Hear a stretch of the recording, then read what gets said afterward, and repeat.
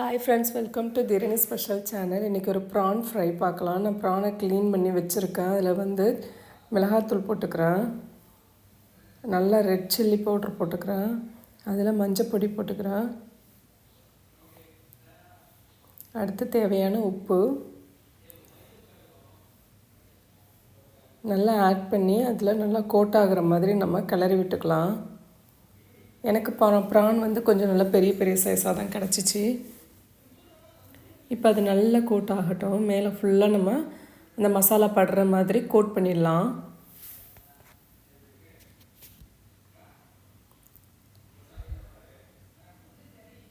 அப்படியே ஜென்டிலாக நம்ம எல்லாத்தையும் மசாஜ் பண்ணி வச்சிடலாம். இப்போ பாருங்கள், நான் ஒரு கடாயில் எண்ணெய் விட்டு வச்சுருக்கேன். இதை நம்ம ஃப்ரை பண்ண போகிறோம். பொடி பொடியாக நறுக்கி வச்ச ஆனியன் அதில் போட்டுக்கலாம்.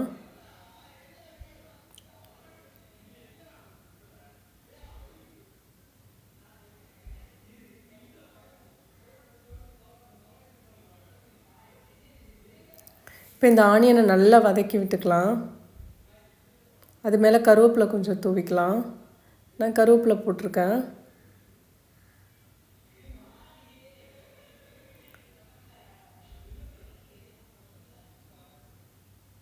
இப்போ இதை நல்லா கிளறி விட்டுக்கலாம். இப்போ பாருங்கள், நல்லா பொன்னிறமாக வதங்கி வந்துடுச்சு. நல்லா வதங்கி வந்துடுச்சு. நெக்ஸ்ட்டு பூண்டு நான் கொஞ்சம் இடித்து வச்சுருக்கேன், அதையும் ஆட் பண்ணிக்கலாம்.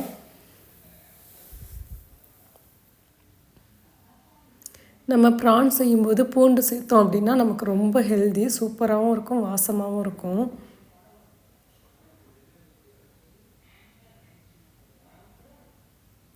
இப்போது அதில் தக்காளி ஆட் பண்ணிக்கலாம்.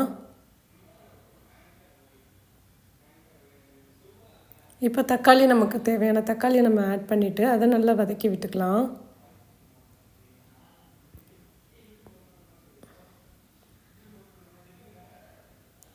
இப்போ பாருங்கள், தக்காளி நல்லா வதங்கி வந்துட்டுருக்கு.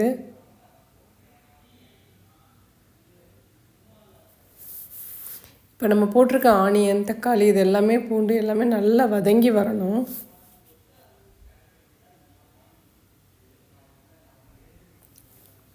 இப்போ நல்லா வதக்கி விட்டுட்டு நமக்கு நல்லா இந்த பொன்னிறமாக வெங்காயம் தக்காளியெல்லாம் போட்டதுக்கப்புறமா வதங்கினதுக்கப்புறமா நம்ம இதில் ஆல்ரெடி மசாலா கோட் பண்ணி வச்சுருந்தோம் இல்லையா, அந்த ப்ரானை நம்ம இதில் போட போகிறோம். எப்பயுமே எறா செய்யும்போது நமக்கு இந்த மாதிரி மசாலா போட்டு கோட் பண்ணி வச்சுட்டு நம்ம ஃப்ரை பண்ணோம் அப்படின்னா டேஸ்ட்டு சூப்பராக இருக்கும்.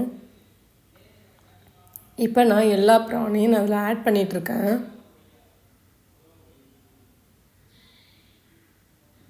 இப்போ அதை நல்லா நம்ம ஃபுல்லாக ஃப்ரை பண்ணுறதுக்கு திருப்பி நல்லா வதக்கி விட வேண்டியதுதான். இப்போ வதக்கி விட்டாச்சு.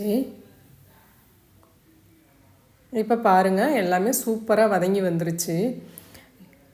ப்ரான் நம்ம நல்லா ரப்பர் மாதிரி போயிடும். ரொம்ப ஹீட் பண்ணோன்னா நம்ம லைட்டாக ஜென்டிலாக கிளறி விடணும். இப்போ இதில் இன்னும் கொஞ்சம் நம்ம வீட்டு மிளகாத்தூள் இருக்கு இல்லையா, அது கொஞ்சம் ஆட் பண்ணிக்கலாம்.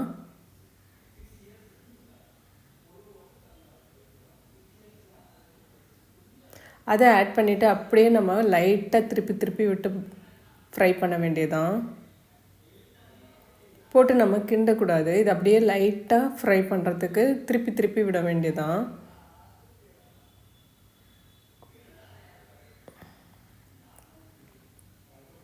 இந்த மாதிரி செஞ்சு சாப்பிட்டாக்கா நல்லா தோசை, இட்லி, சாதம் எல்லாத்துக்கூடையும் இந்த சைடிஷ் சூப்பராக இருக்கும். உங்களுக்கு டேஸ்ட் அல்டிமேட்டாக இருக்கும். இப்போ பாருங்கள், ப்ரான் ஃப்ரை ரெடி ஆகிடுச்சு.